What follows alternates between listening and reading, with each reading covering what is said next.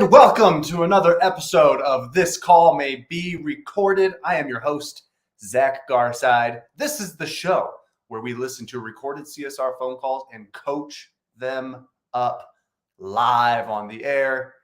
Grateful to all those who tune in every single week. This is episode 40. We've been doing this for 40 episodes now. Very excited about that.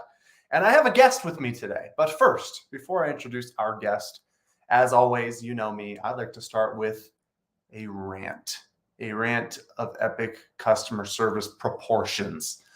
I presented at a conference in Canada today. And aside from the fact that I forgot my passport and I had a whole mess that way trying to get into Canada, that's a story for another day. I presented to a group of business owners on the power of customer service communication. And the first thing I always try to teach when it comes to customer service in your business is that the secret to success is not another script or a process or a tactic or hack. You know, there's plenty of those out there. And if you find one and stick to it and be consistent, it'll probably work. The key, the foundation of success in great customer service, in great persuasion and creating wow experiences for your customers is that the people who are doing it, the CSRs who answer your phones, they have to see themselves as the voice of the company. When we ask most CSRs, what is your job? They say something to the effect of, I just answer phones. I handle customer complaints. I take calls. I answer chats. I put appointments on the calendar. They see themselves as just answering phones. And that is the root cause of your problems. Because if people see themselves as less than, they will perform less than. So you've got to start by helping your team see themselves as the voice of the company. That is your key to success. That is how you start to book more calls, wow more customers. I would bet that if your team saw themselves as the voice of the company, you'd see a change in results immediately without even doing any kind of training. And then once you get started with training and call recording and listening to them and holding them accountable, it just optimizes and improves the performance. In the book, How to Win Friends and Influence People, Dale Carnegie tells a story about a manufacturing company that made giant sheets of steel. One day he walks into a factory, or I should say the owner of a factory walks in, and he asks the manager, why are you guys not producing enough steel? Why is the performance here lower than the other branches? And the manager didn't really have an answer. He didn't know how to motivate his team, inspire them, get them to take ownership for the job and produce more steel. So the owner grabs a piece of chalk and he asks the manager, how many sheets of steel did you guys produce today? The manager says 6. So he takes the chalk and on the concrete floor, he writes the number 6. Walks away. Everyone's like, what was that? When the night shift guys came in, they go, why is there a 6 on the ground? And the manager says, oh, the owner wrote that down because that's how many sheets of steel the last shift made. So what do you think that the second shift immediately thinks? Oh, they made 6? Well, we have at least 7, you know? So they make 7. The day shift comes back in the next day and there's a 7 on the ground now. And they go, is that how many the night shift guys made? And he says, yep, that's right. They go, huh. So they make 10, and then they put a giant 10 on the ground. And all of a sudden, these guys stop seeing themselves as just assembly line workers who are pumping out steel. They see themselves as competitors. They see themselves as a team of people trying to raise the bar. And just like that, the performance improves, just by drawing that number on the ground. So I ask you, what are you doing in your, what number do you have? What pattern of behavior will you adopt in your office so that your team begins to see themselves as more than just there to answer phones as assembly line workers, but they can see themselves as true competitors, as true experience makers for the customer. Maybe you put the booking rate up on the wall, just flat out, you put a TV on the wall and you put the booking percentage on it. Done. So when people come in, they go, is that what the last CSRs did? 77%? I can do 80. And then they start to see themselves as more than just there to answer phones. That is your rant of epic proportions today, guys. Now I want to introduce my guest. My guest today is the Director of Monitoring here at Power Selling Pros, or Quality Assurance, I should say. We used to call it monitoring. It's Quality Assurance, which is the team that listens to our clients' phone calls. We listen to calls on the show. We have an entire team of people here at Power Selling Pros, though, that listen to our clients' calls so that our coaches are prepared to give them feedback. She also runs Booked by Power Selling Pros. Booked is the call center that began about a year and a half ago as an extension of Power Selling Pros. She is the lady in charge there. Ladies and gentlemen, please welcome Diane to This Call May Be Recorded. What's happening, Hey, Diane? Zach. Thanks so much for having me on today. Very exciting. Absolutely. Thank you for joining me. Diane, I asked you to join this show because one of the phone calls we're going to play today, I haven't heard it. I make it a point to never listen to the calls before the show. I always want to hear them live in the moment with everybody else. But you actually have a story that goes along with one of the phone calls today. Yes, I do. You want me to tell that story? Well, I'm thinking, should we listen to the call first? Should we save that call for the end? Or should Maybe we let's listen to it first, and then I can give the backstory so we can see how the CSR came up with this particular approach with his customer. Okay, I love it. I'm going to play the phone call first.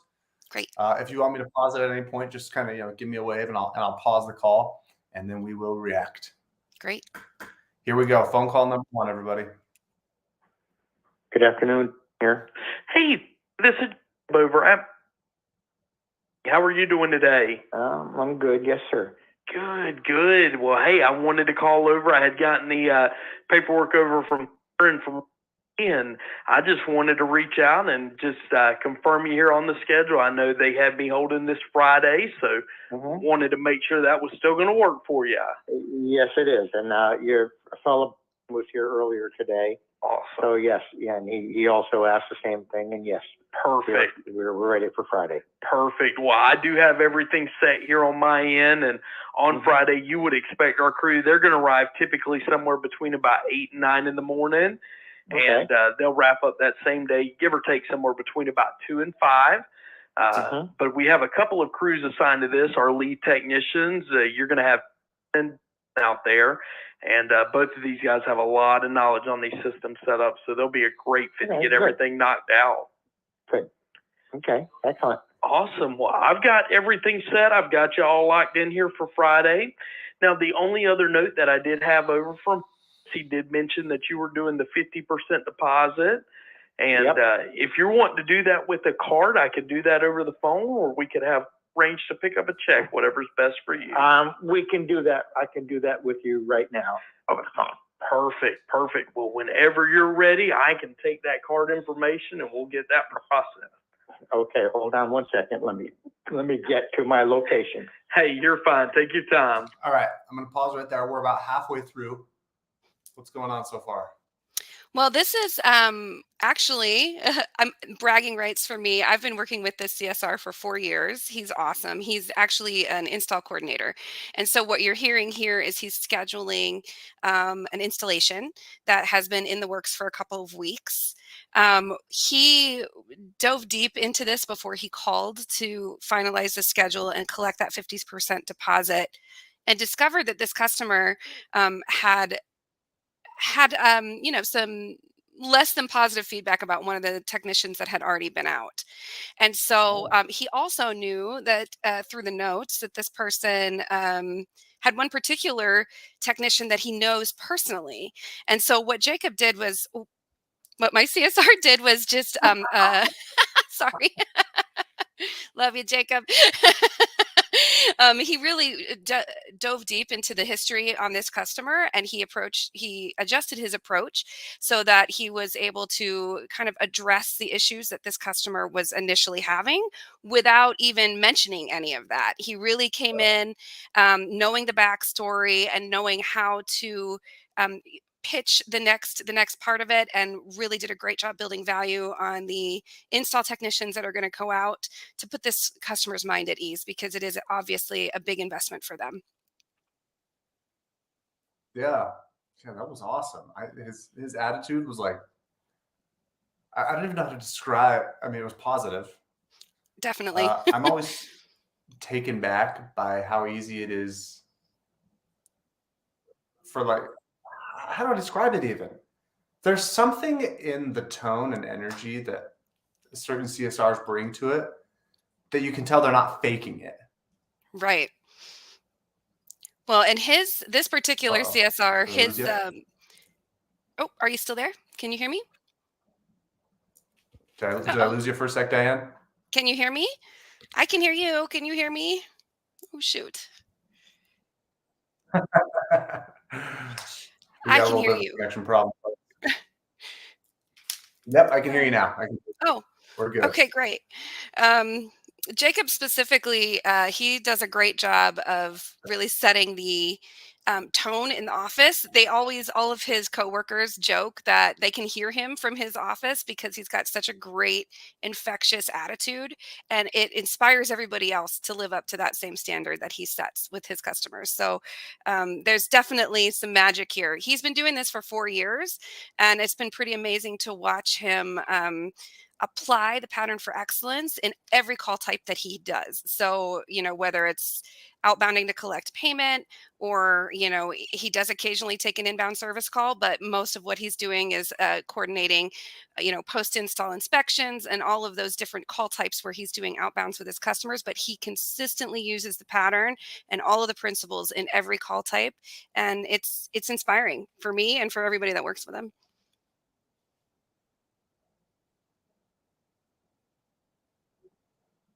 Yeah. Here's a question for you, Diane. Mhm. I mentioned that when he picked up the phone and talked to that customer, he genuinely sounds like he wants to be helping them. It doesn't sound like he's pretending or trying to just have proper phone etiquette. How do you help a CSR show up like that? Because often when you teach it and you listen to the phone calls, sometimes the CSR sounds like they are reading from a script, like they're trying to be a good CSR, but he genuinely sounds like he cares. How do you explain the difference there? Practice. 4 years of practice and listening to his own calls and hearing how the difference. And we do occasionally go back and listen to some of his calls from 4 years ago to listen to the difference and see how far he's come. But yeah, it's truly practice. It's having a mirror, smiling in front of the mirror, and absolutely staying consistent with how he approaches both his coworkers and all of his customers.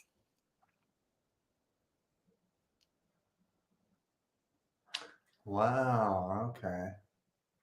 I love that. Practice.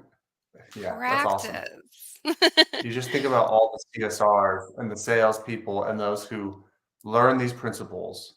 And for the first couple months, sometimes people think, I'm just not comfortable with this. It's a new way. I'm not a very empathetic person, right? I don't have that like natural positive energy. It feels awkward.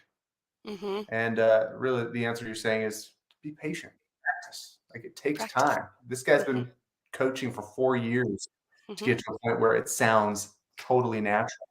Yeah, And I'm sure it came shorter than 4 years before he sounded that way. But yeah, if it doesn't feel definitely. natural right away, don't stress it. Don't worry. Just practice. Just keep practicing and That's cool. listen to your calls. Let's keep listening to That's the this important call here. part. Okay, great. Yeah. Let's go back to the phone call. Here we are.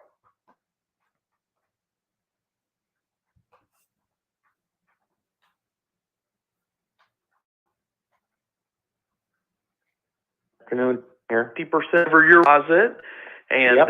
if you're wanting to do that with a card, I could do that over the phone, or we could have arranged to pick up a check, whatever's best for you. We can do that. I can do that with you right now over the phone. Perfect. Get that process. Okay, hold on 1 second. Let me get to my. We cut out the credit card information. Addresses All right, here we go. Last 50 seconds. and the billing address is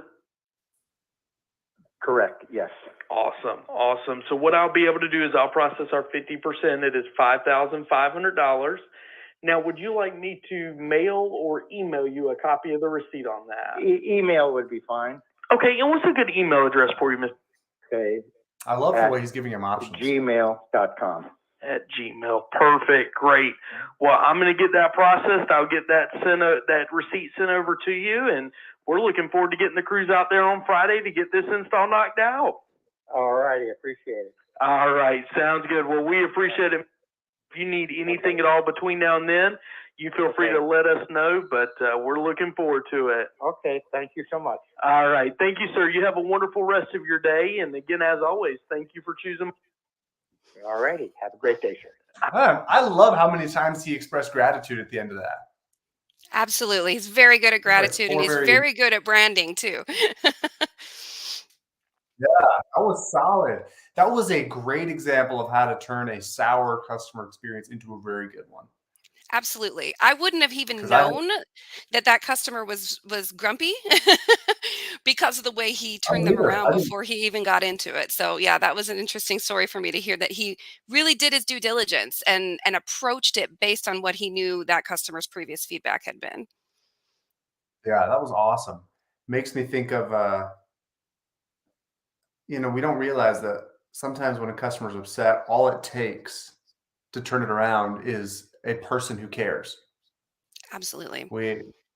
If I could just, if I'm upset and if I'm angry at your company, I just need one person to talk to me who sounds like they genuinely care, to feel like, okay, I'm okay now. I'm okay now. But if you never show me that empathy, if you continually make me feel like I have to jump through hoops to get help, or that nobody in your company wants to give me the time of day, well, no wonder they're going to stay upset at you. Absolutely. Absolutely. He does a great job being an ambassador for his company. Great word. Yeah, I love that. Let's look at phone call number 2, shall we? Great. Here we go. Good morning. Thank you for calling. This is and I can help you. Hey, how are you doing? Yesterday you folks were out to replace the HVAC system on our house, Yeah? and today our hot water doesn't get hot anymore. Not saying that they're related, but I assume they probably are. They were touching the gas line yesterday. That's what the hot water heater uses, but I really don't know. Okay. I have no idea if that's something normal that's happened to other people or if this is just crazy. Sorry. Yeah, it's real.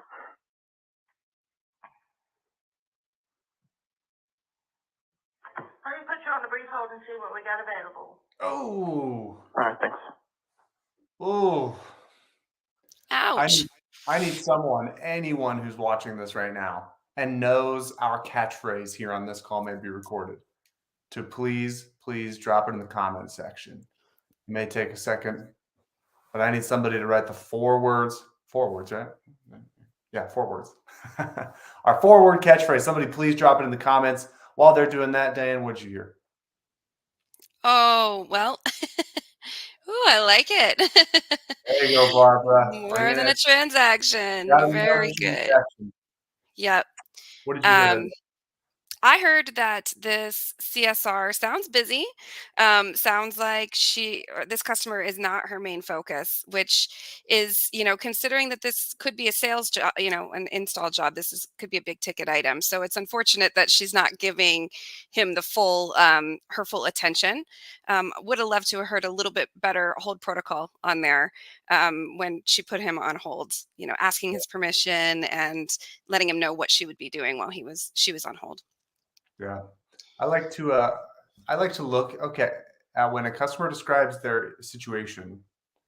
I like to see how many seconds did they take to explain it to us, and then compare that to how much time the CSR took to validate them and show they understand.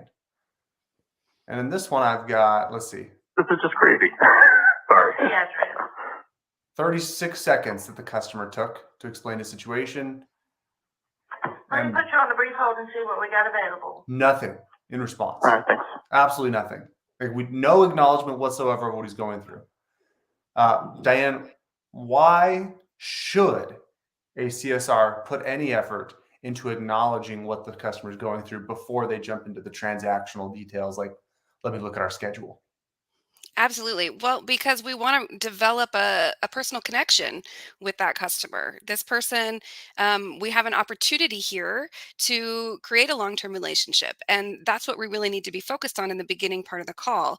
So that means truly listening, obviously, and repeating and rephrasing back to your customer what's going on, and ultimately validating their experience. That's the real key. That's kind of where the magic happens, is when you Mm. validate what they're experiencing, what they're going through, with some empathy statements, with even tone of voice can help with that validation, to let them know that, yeah, we get it, this is a big deal for you, this is a frustration at a minimum, this could be an emotional situation at a max. So let's really take a moment to make that connection before we move into the transactional part of the call, because that is going to help us in the long run.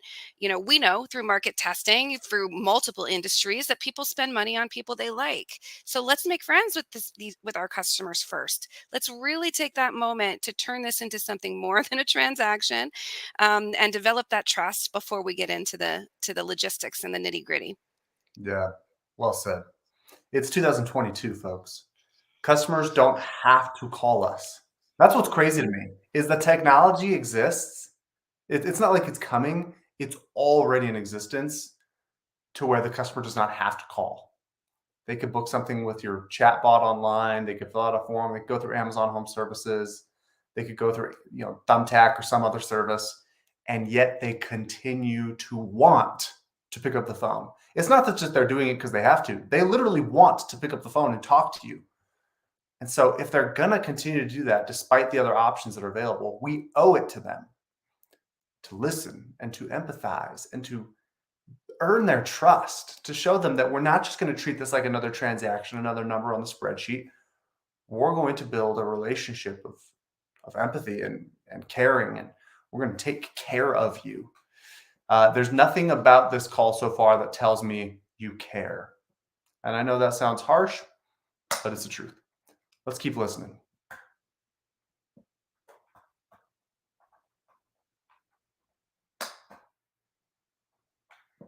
Good morning. Thank you for calling. Yeah, called and see what. So we're on hold now. I'm skipping through. So I'm like, all that silence you hear so far, that's about 30 seconds of silence on the actual call that I'm skipping through. Now we're at 60 seconds. So I'm officially skipped 60 seconds into the future. Still on hold, still silence. And there's no hold music either. It's just breathing. Now we are at, Forgot the turn. it took 1 minute and 40 seconds for the hold, okay? Let's hear what happens next. Yeah. So she's going to send the install supervisor out. She said they may have just forgotten to turn it back on. But in any case, we're going to send the install supervisor, and he should be out between 11 and 1. Okay. I will look forward to him getting here. Thank you. Okay, and he'll give you a call when he's en route. Okay. Okay, great. Thank you very much. My pleasure. Bye-bye. So it's a callback. What would let's say you're coaching the CSR right now, Dan. Let's say you're sitting down across the table or on the phone with that CSR. What feedback are you giving them about that phone call? Well, the first thing I would do would be to ask them, obviously, what they thought of how their call went, and where they, do they feel like they made a connection? Do they feel like they have reassured this customer that they're going to take care of their issues? And then, I would obviously always start by focusing on their strengths. I think the big issue here is that there really wasn't a connection made. It did feel very transactional, not a lot of value put into this call. And so, really want to hear, the customer needs to hear why, this is, they're dealing with the right people, and why, they called the right place. And so I would really want to encourage the CSR to really establish what their value statement is going to be in a case like this. Yeah. I would also add to that it's a callback. Right. You already went out there and you made a mistake. So when that customer calls you, tells you made a mistake, the first thing we should say at the very beginning of the call is, Mr. Jones, you have done the right thing by calling to let us know our service has not been perfect. I want to make it my top priority to get you taken care of. May I put you on a brief hold to look at my calendar and see how quickly I can get someone out there? Absolutely. Right there in about 10 seconds, I told you you've done the right thing. You're my number one priority. And I've emphasized quickly in terms of how I'm going to look at my schedule. Dramatically different experience. Absolutely. More loyalty, probably. Because now if you go back out, and even if you fix it again, he doesn't really have a reason to call you again. No. You know? And in a callback situation, it's down to the wire. This could go one of two ways. You could either, completely damage that relationship going forward where you end up with negative reviews, or you could really win them over with how you handle that. And so, for instance, in our call center, in the Booked by PSP call center, when we have a callback situation, a recall situation, we treat that automatically as an angry caller, even if they're not angry, just so that we make sure that they're getting every extra, we like to call them the PSP sparkles, every extra piece of connection, of reassurance, of, Yeah. follow through, accountability. One thing that we always do is we encourage people to let their customer know in a recall situation that I'm going to call tomorrow and make sure that I'm personally going to call you and I'm going to make sure that everything is done to your satisfaction and make sure that everything's taken care of. And if you have any issues before then, my name is Diane. Call me back personally. I am going to be your contact for this until this job is completed for you. I love that. That's awesome. Tell me your opinion on this. Let's say your company makes a mistake. So the CSR sends somebody out. The guy doesn't get the job done all the way. There's a callback. Tell me if you agree with this, I guess, is my question. I kind of think that if you mess up and then own your mistake and really just go above and beyond to fix it, I kind of think that you can earn more loyalty through your screw ups than you can getting Absolutely. better. You If agree you with that? handle it appropriately, absolutely. You can turn an Yeah. angry caller or a recall situation into a wow just by how you handle it.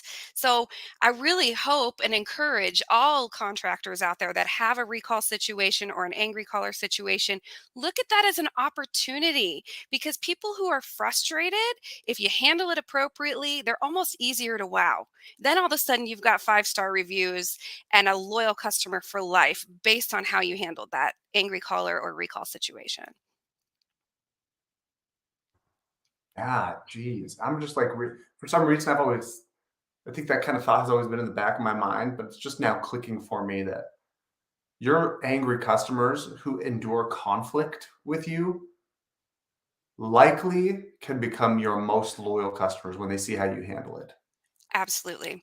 That's why it's so important to make sure your CSRs are trained Uh, on how to handle those callers. Yeah, that's cool. That's a great thought. Well, Diane, we've got about 60 seconds left today. Uh, Tell us, what would you like to share? Not just, you could share some wisdom, some insight, or you could share what you're working on at Booked. What would you like to share with people as we wrap this up today?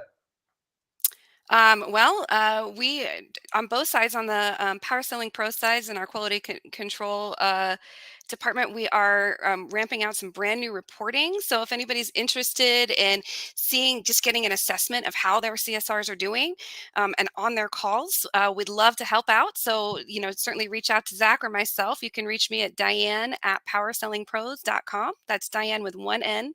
And we're also taking new clients in the call center. So if you are looking for after hours and overflow support with PSP trained CSRs, certainly reach out to me that way too. And we're happy to help.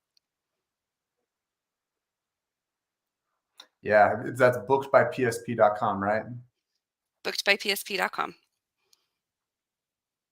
Awesome. I'm just going to share my screen really quick because and you guys may very well have updated it even beyond this, but from the last time I saw it, is this what your scorecard is looking like right now? Yep. Yeah, look at this, everybody. So you've got the CSR name at the top, what their booking percentage was, what Service Titan, how this is how accurate the classification is, right? Like what Yep. percentage they classify correctly? Yep. We'll also What their do, if booking you rate are is? on Service Titan, we will do an analysis on how well your CSRs are classifying their calls to, which will let you know whether your numbers in Service Titan are accurate. Obviously, we'll do this reporting whether you're on Service Titan or not. Yeah, so cool. Then you get an actual customer experience quality score, which I Mhm. don't know if anywhere else has, and an average call duration metric. Again, you give everybody a number, performance improves. Look at all that. That is so cool. Compliment calls, you guys still do that? Yep. We are tracking compliment That's calls. Compliment calls have a big impact on your reputation within the community. That is so awesome. Yeah, look at that. Guys, reach out to Diane or myself even. Diane's she's smarter than I am. So you may want to reach out to Diane on this stuff. But yeah, Diane at powersellingpros.com. Just go to powersellingpros.com and reach out, schedule an appointment with us if you're interested in any of that stuff. Diane, thank you so much for joining me today.